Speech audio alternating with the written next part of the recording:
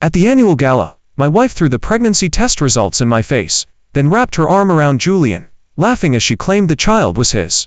My hand, clenching my ring, trembled.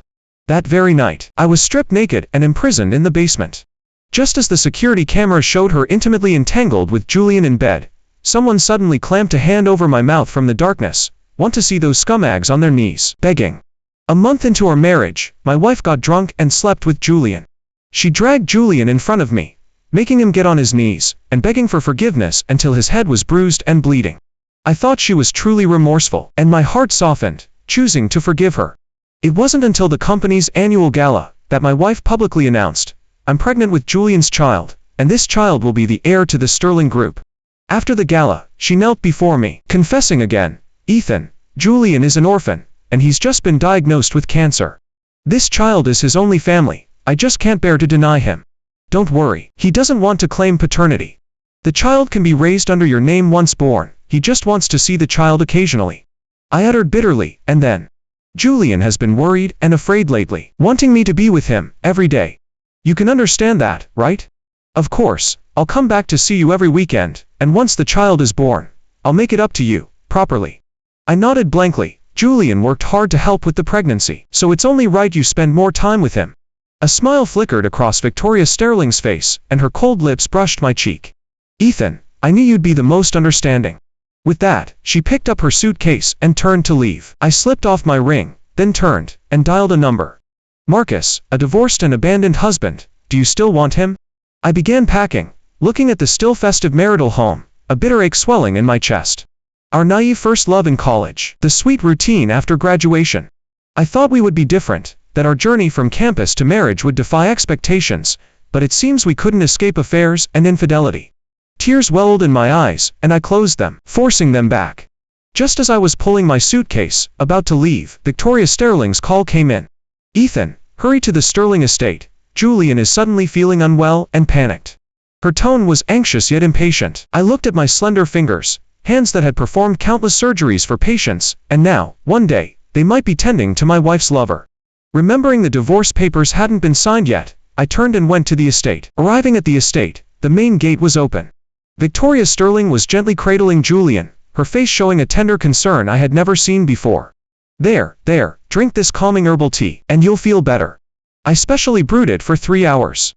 Although I had told myself not to be upset, a bitter ache still surged within me. Victoria Sterling had lived a life of luxury since childhood, having everything handed to her, and now she was actually brewing soup for someone else. I took a deep breath and strode inside. Victoria Sterling scrambled to her feet when she saw me, then seemed to remember something, and quickly reached out to support Julian's waist, still dizzy. "Should I have Ethan take a look?" With that, her gaze shifted to me. "Ethan, Julian has been feeling a tightness in his chest and dizziness. Please, take a look at him." Julian's hand clung to Victoria Sterling's arm, his entire body leaning into her embrace, as he said weakly, "Ethan, I told you I'm fine. Vicky just insisted you come. I just feel awful inside, like I've wronged you. I hate nothing more than the other man, who breaks up families, but I—" His voice caught, and tears streamed down his cheeks. Victoria Sterling quickly comforted him, deeply concerned. "Julian, how many times have I told you? It was my mistake when I was drunk. You're not the other man, you're doing all this for the child. Look at the room, I've redecorated everything. Our wedding photos, your favorite roses, this will be our home from now on." It was then that I noticed the room was filled with intimate photos of the two of them, walking together, eating together, and one where Julian was carrying her as they ran across a lawn, her white skirt billowed high. They must have been so happy then. Was it a month ago, or 2 months, or even longer? But Victoria Sterling had never laughed so joyfully when she was with me. She was always too busy, even on trips. She'd spend half the time engrossed in work. "But, Ethan," Julian said, glancing at me, timid and remorseful. Victoria Sterling quickly pulled me in front of Julian. "Ethan, tell Julian he's not the other man, that he hasn't ruined our relationship, and that you're willing to accept him as family." Seeing Victoria Sterling's desperate expression, I sneered. "Victoria Sterling, you want me to accept the other man as family? Are you trying to emulate a ruthless matriarch?" With that, my gaze fell on Julian. "Julian, you don't need to act like this. You want to play the innocent victim, while being the one who caused all this. You know perfectly well what you're scheming, don't you?" Isn't it all about gaining status through parenthood, forcing me out so you can marry into the Sterling family? Julian, exposed so directly by me, his face drained of color, then flushed. Tears welled in his eyes, threatening to spill. How can you say such things to me? What? Is that not what you're thinking? Then sign this right now. After the child is born, you'll go overseas immediately, and never see Victoria Sterling again. We'll cover the child's support. Julian stared at the divorce papers I handed him, suddenly gasping for breath, clutching his chest. Vicky, I'm leaving now, I can't. He suddenly rolled his eyes and completely collapsed in Victoria Sterling's arms. Victoria Sterling immediately panicked, patting his face. Julian, wake up. I'm taking you to the hospital right now. As she passed me, Victoria Sterling suddenly raised her hand and slapped me hard across the face. Ethan Davies, I've indulged you too much, letting you forget your place. Julian has cancer, and you're cold-heartedly ignoring it. Julian is so pure, so sensitive. He constantly feels bad for you, always compromising, and you actually stabbed him in the heart with your words. Someone. Lock Mr. Davies in the basement. Don't let him out without my orders. With that, she strode away, holding Julian. Julian's head, resting on her shoulder, turned to look at me just as they exited, his gaze full of mockery and disdain. I struggled fiercely, but was eventually forced by the bodyguards into the basement, and tied to a chair. I screamed desperately, but the two men pulled out a filthy rag from somewhere, and shoved it into my mouth. Instantly, a foul, fishy smell filled my mouth.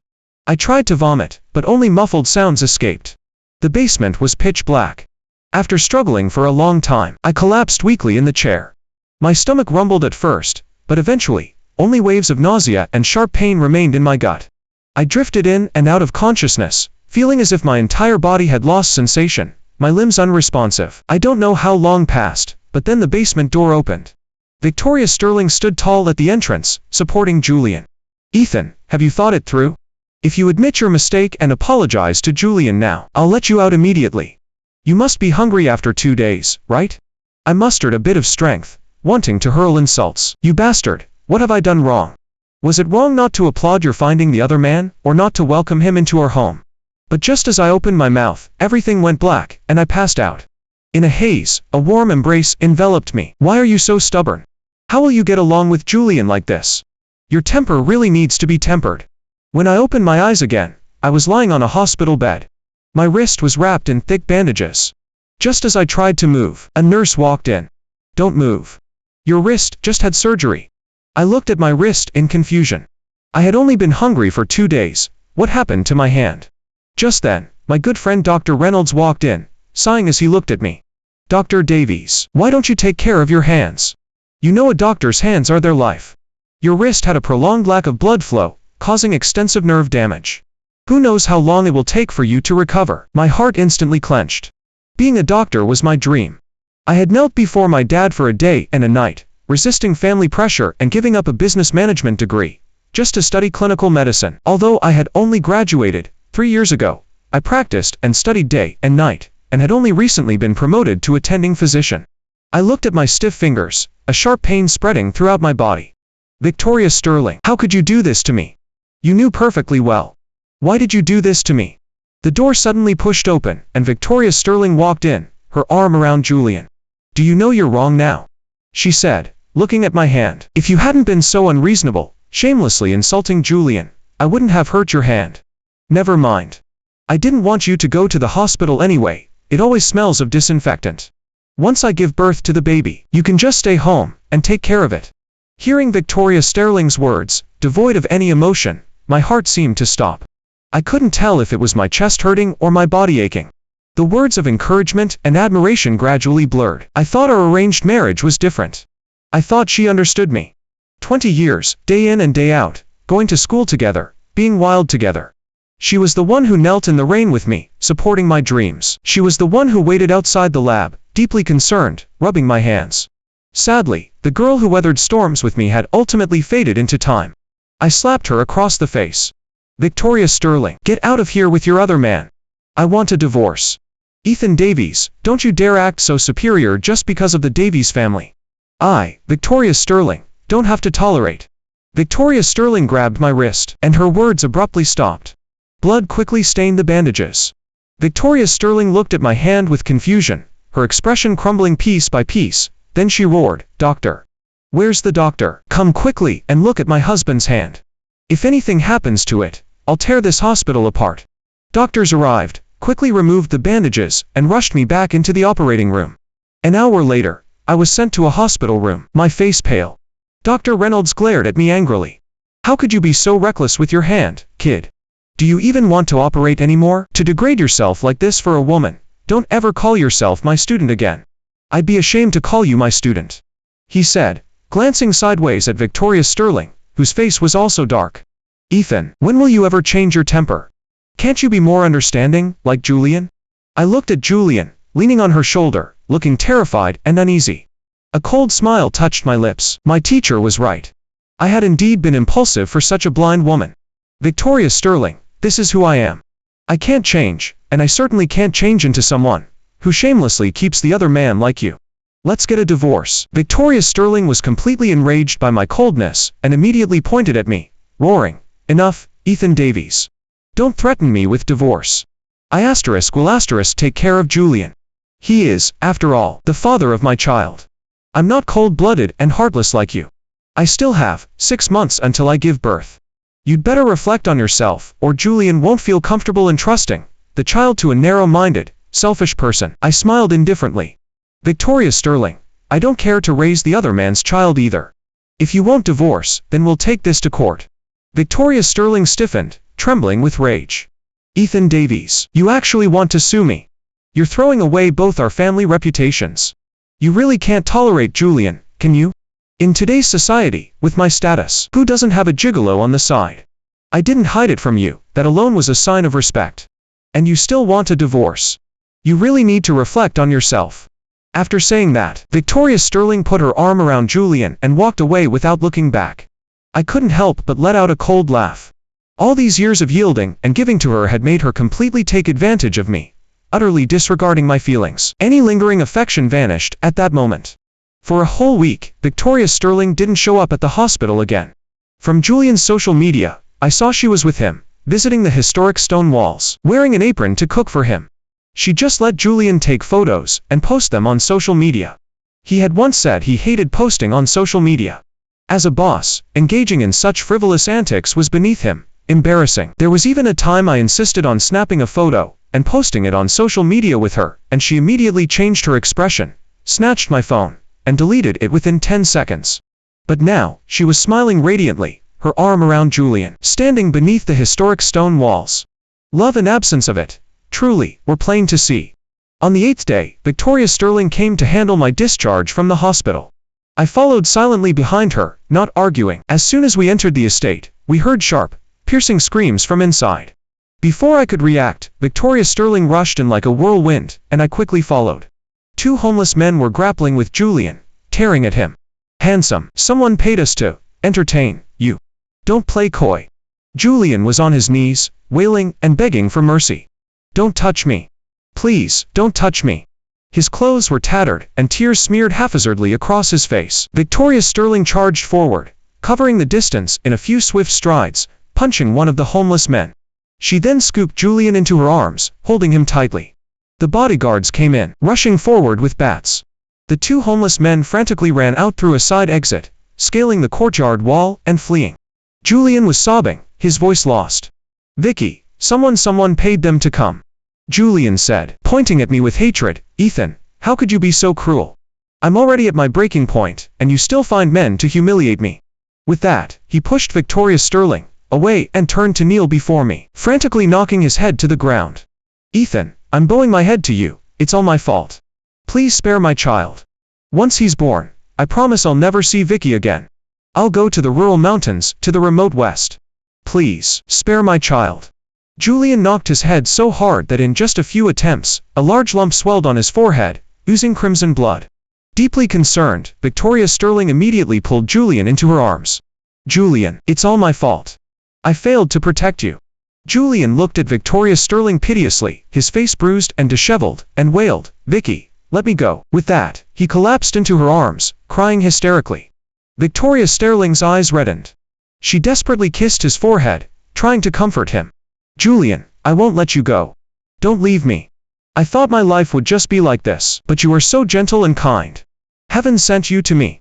You are the person I love most in this life. Her cutting words scraped at my heart like an ice blade. Even though I held no hope, my heart ached repeatedly. With tears welling in my eyes, I retreated, wanting to escape the blinding scene. The sound of the chair scraping as I moved jolted Victoria Sterling. She looked up, her bloodshot eyes fixed on me, surging with fury. Ethan Davies, since you're so cruel and ruthless, don't blame me for being heartless. With that, she looked at the two bodyguards who had just returned behind her. Drag Mr. Davies inside. He's all yours. The two bodyguards froze, exchanged glances, and remained motionless. Victoria Sterling, in a fit of rage, kicked a chair flying. What are you standing around for? Do you want to keep your jobs? The two men took a step forward, one of them hesitatingly saying, Miss Sterling, we can't be disrespectful to Mr. Davies. And as for asterisk that kind of thing asterisk, we... Victoria Sterling looked at me coldly. Mr. Davies. From now on, Julian is your, Mr. Got that? If you can't tell who your boss is, then get out immediately. Hearing that, the two men immediately dragged me towards the room. I kicked and struggled with all my might, roaring, Victoria Sterling, you bastard. Make them let go of me. It really wasn't me. Behind me, Victoria Sterling's voice was icy cold. Only if you have a stain on your reputation, will you stop looking down on Julian, and only then will you settle down quietly. The room door slammed shut. Through the crack, I saw Victoria Sterling supporting Julian, striding out of the estate. A wave of terror spread through my entire body. Butch, Spike, Victoria Sterling has gone mad. Don't you two be foolish? The two men, abandoning their earlier humility and hesitation, flashed grotesque smiles. Mr. Davies, we're sorry, but someone paid a hefty sum for us to take care of you. With that, they lunged at me, beginning to strip off my clothes.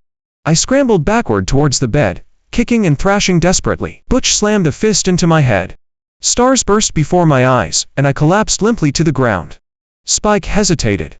Butch, if we do this, won't Miss Sterling come after us later? Idiot.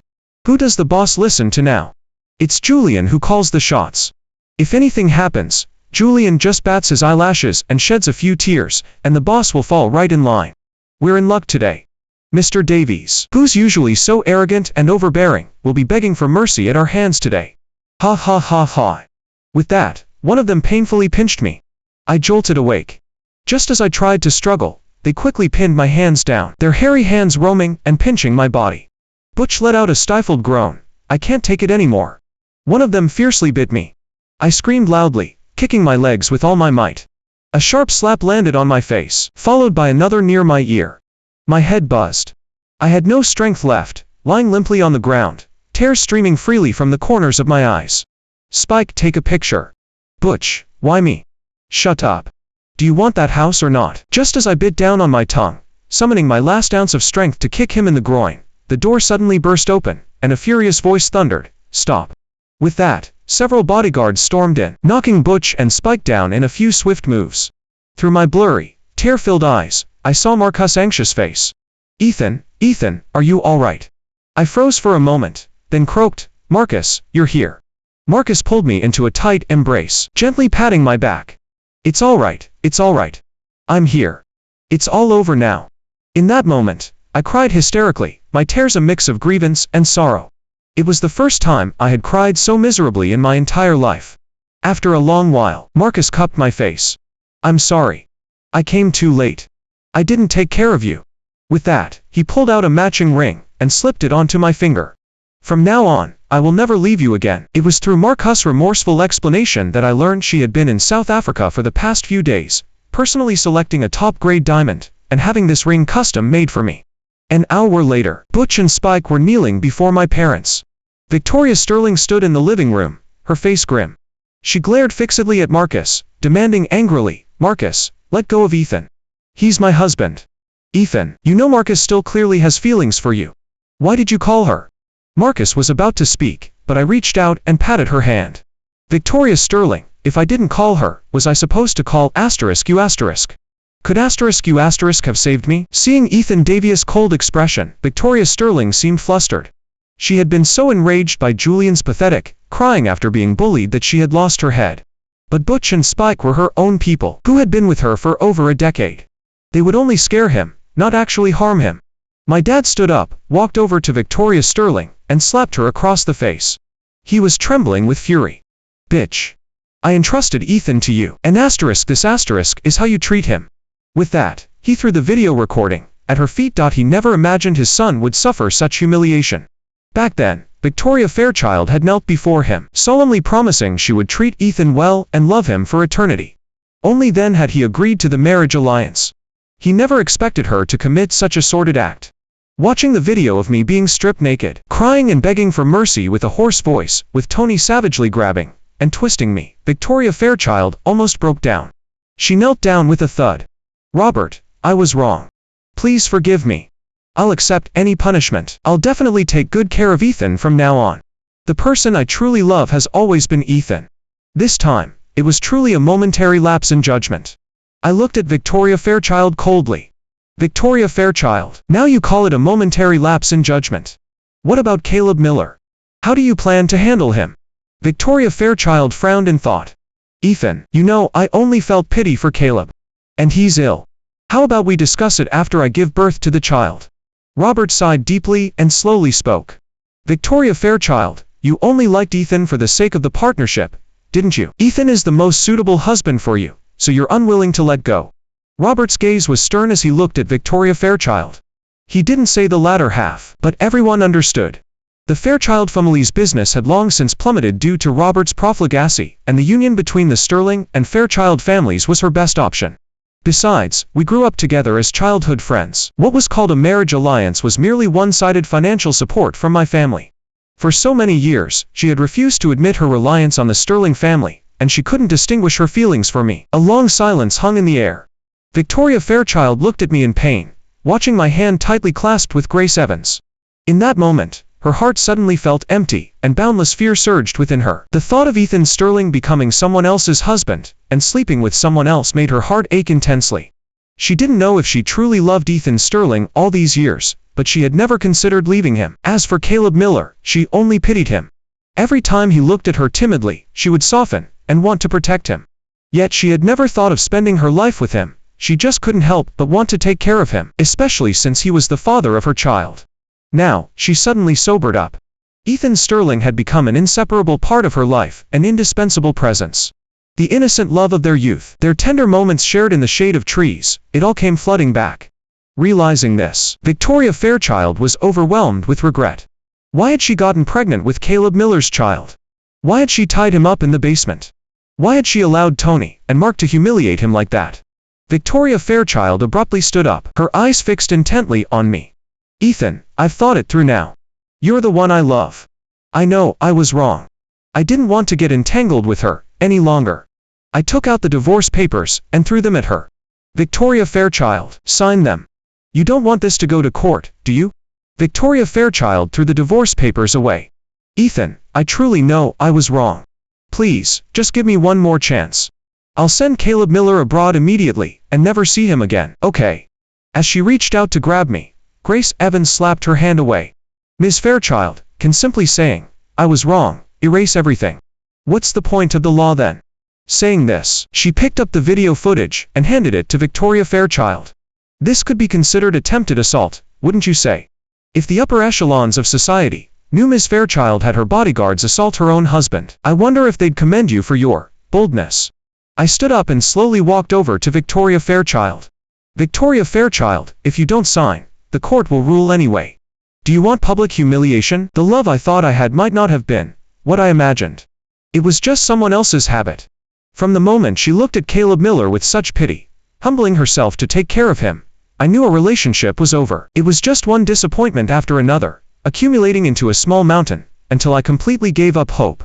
Victoria Fairchild stared fixedly at me, sorrow slowly surfacing in her eyes, then her eyes turned bloodshot, filled with stubbornness and fury. Suddenly, she raised her hand and slapped herself hard, then another slap. The sharp slaps echoed through the living room. It was unclear how many times she slapped herself, but her face was swollen and almost bleeding. Ethan, I'm sorry. I lost my head. I just beg you to give me one more chance. I know you're just using Grace Evans to spite me.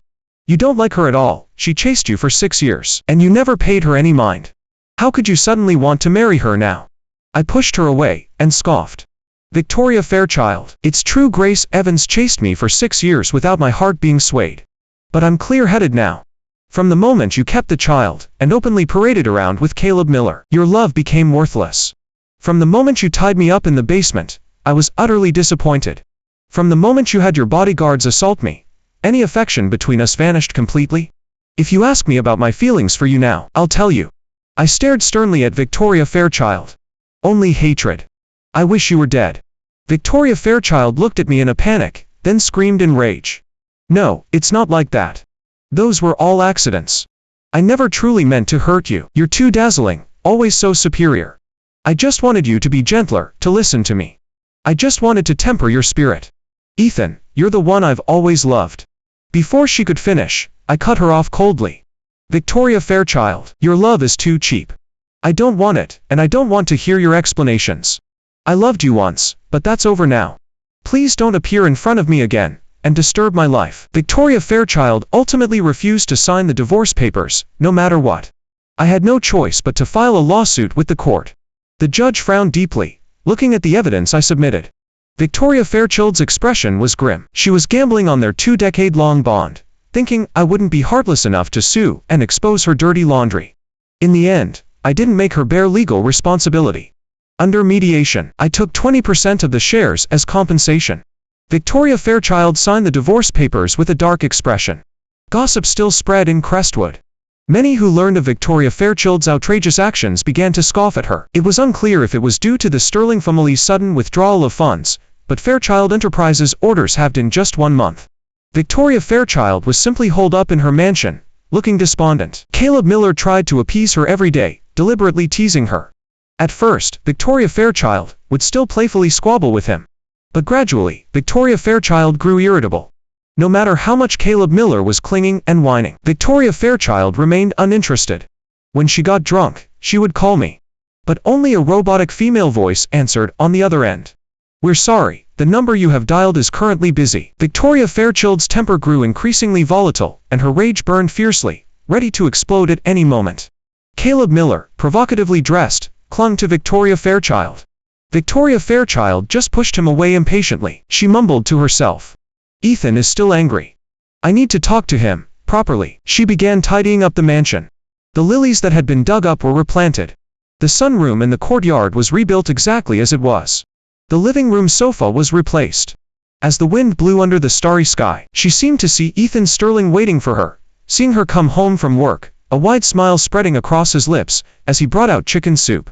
Victoria Fairchild truly regretted it, regretting it every single moment. If it hadn't been for a momentary soft-heartedness, if it hadn't been for her indulgence in Caleb Miller's gentle admiration, if it hadn't been for her desire to suppress Ethan Sterling and mold him into what she wanted, perhaps everything would have been different. But didn't many people in their circle have a comforting presence? Why couldn't he just talk to her properly? If he had been a little gentler, perhaps she wouldn't have indulged Caleb Miller so much. A month later, news of Ethan Sterling and Grace Evans' engagement spread everywhere. In the photos, Grace Evans was embracing Ethan Sterling, their heads intimately pressed together, making people sigh in admiration at their perfect match. Victoria Fairchild couldn't accept it. She thought Ethan Sterling was just acting out of spite towards her, and once his anger subsided, he would realize his true feelings and return to her. Enraged, she smashed everything in the bedroom. Only then did she realize all the photos in the bedroom were of her and Caleb Miller. There wasn't a single one taken with Ethan Sterling. She couldn't help but recall her wedding to Ethan Sterling. Fearing gossip about her latching onto the Fairchild family, she hadn't invited any media to report on it. The wedding photos were all composites Ethan Sterling made using her pictures, and the reception had only invited close family and friends. Back then, she'd made excuses about disliking photos, claiming she felt uneasy taking them. He had actually believed her. After 20 years of acquaintance and 3 years of marriage, Victoria Fairchild realized only then that she didn't have a single photo with Ethan Sterling. Victoria Fairchild slumped onto the floor in despair. In that moment, she deeply realized that Ethan Sterling had truly left her. Caleb Miller just looked at the newspaper triumphantly. You, a fickle man like that, it's your good fortune to be rid of him. Otherwise, who knows how many times he would have cheated on you. Victoria Fairchild looked at Caleb Miller with a gloomy expression. All the past events flooded her mind. Her drinking tolerance had always been good. How had she gotten so drunk that day? She knew nothing. Yet from that one time, she had actually become pregnant. He looked at the ultrasound report, his eyes welling up with tears as he looked at her. Ms. Fairchild, don't worry, I won't bother you. He's my child alone, my only family in this world. I'll raise him myself. Just let me keep him. That day, he looked at her defiantly, his face wet with tears. She softened and agreed to let him have the child. But slowly, things changed. He started taking care of her, dropping her off when it rained. Before she knew it, she had fallen into bed with him. He would cry, claiming he didn't want to be the other man, and break up someone else's family, while using the child as an excuse to demand her company every night. If he truly had the integrity he claimed, then he wouldn't have sought her out again, let alone ended up in bed with her once more. And Tony and Mark. She distinctly remembered not ordering them to tie up Ethan Sterling. So why had he been tied to a chair for 2 days? That day, she was angry that Caleb Miller had been humiliated, so she told Tony and Mark to teach Ethan Sterling a lesson. How could they have gone so far?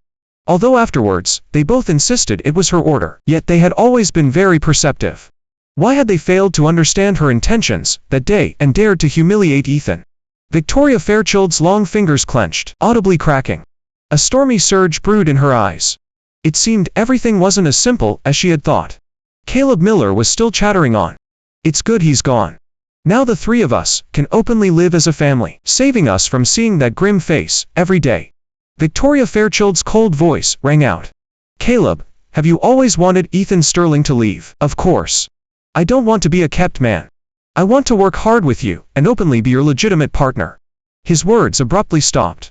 Only then did Caleb Miller realize Victoria Fairchild's face was terrifyingly grim. Caleb Miller only felt the atmosphere turn cold, a sense of unease rising within him, though he didn't know why. She had always known he didn't want to be the other man or a lover. Why was her expression so grim now? Victoria Fairchild walked up to Caleb Miller, grabbed his neck, and demanded sharply. Caleb Miller, were you conspiring with Tony and Mark? Was it you forcing Ethan away? Did I spoil you so much that you forgot your place and dared to plot against me? Yes, back when Caleb Miller graduated from college and applied for a job at the company, Victoria had originally not wanted him, seeing his pretty boy charm. Victoria Fairchild said he was an orphan, that he had faced hardship and suffering, and would definitely be more capable than those delicate young women, so she kept him. And she gave him a high salary. Who knew his heart was so audacious? Work was just a stepping stone. Victoria Fairchild was his true target. So he gave up his sales department job, willing to be a personal assistant with no career prospects. Caleb Miller's face flushed, his eyes welling up with tears. Me. I didn't. It was Ethan Sterling himself. Caleb Miller's face turned purplish blue. He kept tearing at Victoria Fairchild's hand, letting out choked whispers. His face gradually turned pale, and his body went limp. Just as he was about to suffocate, Victoria Fairchild violently shoved him away. Catching his breath, Caleb Miller lay on the ground, gasping for air, tears dripping onto the floor. He didn't know how much Victoria Fairchild had sobered up. He could only resort to his usual tactics. Sister, I know you value loyalty and righteousness. It was clearly **he**, who was fickle, disregarding their 2-decade-long bond. How can you say I forced him away? Sister, I know I shouldn't be the other man. It was shameless of me to fall in love with you. Scold me, humiliate me, I'll accept it. I thought you understood me, but you actually... Caleb Miller lay on the ground, his eyes red like a rabbit's, his thin body shaking with sobs, feeling utterly wronged. Victoria Fairchild looked coldly at the man on the floor. A wave of self-mockery washed over her. She used to fall for his act, even thinking he was strong, brave, and reasonable. She had been manipulated like a puppet, like an idiot, truly pathetic and laughable. Taylor, take Caleb to the police department. Hand over the video footage and ask them to thoroughly investigate Tony and Mark. Victoria Fairchild's icy words completely terrified Caleb Miller. He looked at Victoria Fairchild in horror, with only one thought in his mind. She knew everything. She knew absolutely everything. Caleb Miller, his eyes filled with despair, suddenly lunged forward and clutched Victoria Fairchild's pants leg. Sister, I know, I was wrong. I shouldn't have been jealous of Ethan. Please don't send me to the police department. He continued to cling to her pants leg. Sister, the child. This is the Fairchild family's legacy. How can you bear to send his father to prison? He'll never be able to hold his head up again. Victoria Fairchild's gaze fell on Caleb Miller's face, her expression dark and unreadable. Yes, this child was originally a mistake. The Fairchild family cannot be disgraced because of him. Victoria Fairchild took a deep breath. Mike, Sarah, take me to the hospital. I want to terminate the pregnancy immediately. Caleb Miller completely broke down. He kept backing away, shaking his head frantically. No, you can't terminate the pregnancy. Victoria Fairchild, you said this child would be the heir to Fairchild Enterprises. You can't be so cruel as to terminate it. Victoria Fairchild took a step forward and roughly grabbed his chin. I said he would be the heir to Fairchild Enterprises because his father ** had ** to be Ethan Sterling. What right do ** you ** have? You were nothing but a drunken mistake. I kept you around because you seemed to know your place and be agreeable. I never thought you'd dare to lay a hand on Ethan. Seeing the coldness in Victoria Fairchild's eyes, Caleb Miller was utterly terrified. He couldn't understand how Victoria Fairchild, who had always doted on him and indulged him, had suddenly changed. He now had only one thought: to immediately stop this lunatic. The child was already 8 months old. If she were to terminate the pregnancy now, he would lose everything. Caleb Miller suddenly hugged Victoria Fairchild, refusing to let go. Victoria Fairchild waved her hand, and 2 new bodyguards grabbed Caleb Miller, dragging him out. Caleb Miller desperately cried out and pleaded. The bodyguards picked up a piece of rags from somewhere and stuffed it into his mouth. Only muffled cries could be heard in the hallway. Less than 2 hours later, Victoria Fairchild's abortion was complete. Victoria Fairchild looked at the simple words and suddenly felt a great weight lifted from her heart. She printed out the abortion report. She wanted to tell Ethan Sterling that she had terminated Caleb Miller's child, that she would send him to prison to avenge him, and that she would never make another mistake again. Ethan Sterling was actually having a party with friends at the hotel. When Victoria Fairchild burst in, she saw several of their usual friends there. Grace Evans was also there. Ms. Evans, I've always thought you and Ethan were a great match. You two are the most suitable. Exactly. Grace has a cheerful and generous personality, and Ethan is upright. They're a match made in heaven. Business families thrive when their households are harmonious. Grace Evans chuckled. Back then, I didn't have the standing to pursue Ethan. Now that I have a career, I can finally pursue him legitimately. Listening to their conversation, Victoria Fairchild was almost driven mad with anger. Not long ago, they were praising her for being blessed with a beautiful partner and joking about her being capable. She never expected they were watching her downfall. Victoria Fairchild stepped forward, grabbed a friend by the collar, her eyes wide with fury. Ethan and I are the perfect match. What are you talking about? Were you all just waiting to watch my downfall, which is why none of you tried to advise me? Then she looked at Grace Evans. Ethan never fell for you before. Do you think he'll change his feelings and like you now? He's just acting out of spite towards me. Once his anger subsides, he'll come back to me. Grace Evans chuckled lightly. Victoria Fairchild, Ethan used to like you and not me. He might not even like me now, so what? My liking him is enough. If I can take care of him and see him happy, I'm content. Victoria Fairchild's breathing quickened, and her face flushed crimson. Grace Evans, there are so many men in the world. With your current status, you could find any man you want. Why do you insist on fighting me for used goods? No sooner had she spoken than a sharp slap landed on Victoria Fairchild's face. Grace Evans looked at Victoria Fairchild with icy eyes. In a marriage, the one who doesn't cherish their partner, who discards them after playing with them, that's the real used goods. Ethan is devoted and sincere in his feelings. What right do you have to call him used goods? In my heart, Ethan will always be a good man. Victoria Fairchild was speechless, looking at Ethan Sterling awkwardly. Ethan, I didn't mean that. I meant. She desperately tried to find words to explain. Eventually, she fell silent, only looking at me pitifully. A friend nearby tried to persuade her. Let it go, Victoria. Your relationship with Ethan is over.